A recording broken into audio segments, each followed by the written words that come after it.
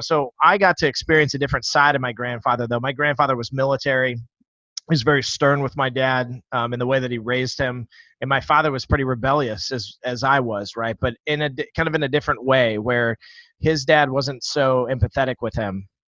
He didn't necessarily beat my dad up by any means, but he was old school in the way that he raised them. And I think that that's part of the generational gap as well too, Rob, is this concept that, like, we sit back and we look and we say, well, he didn't raise him right.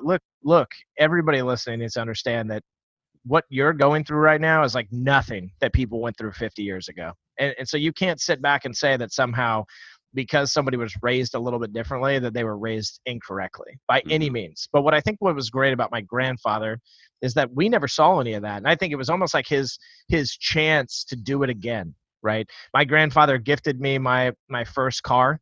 I was 17. I had just gotten my learner's permit, and he had gifted me the blue Dodge Caravan. We called it the band van. That's what I would pack all of our stuff in and head out to the local shows here in town before we became a touring band and got a 15 passenger. But he gifted me my first rifle that I used to hunt with.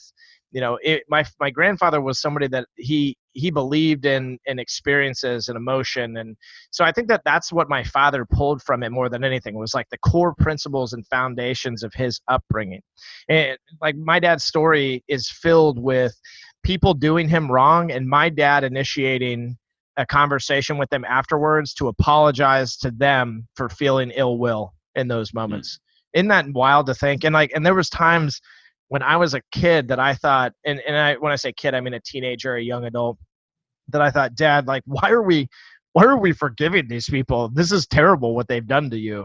And I mean, like every single time, Rob, my dad would just stoically kind of respond with, no, Dale, it's not about what they did to us. It's about how we show them love within what it is that's happening because of their actions. They'll realize for themselves whether or not they could have done it differently. It's not our place. Our place is to love them. So, that was kind of the bottom line with his upbringing and how I believe it molded him.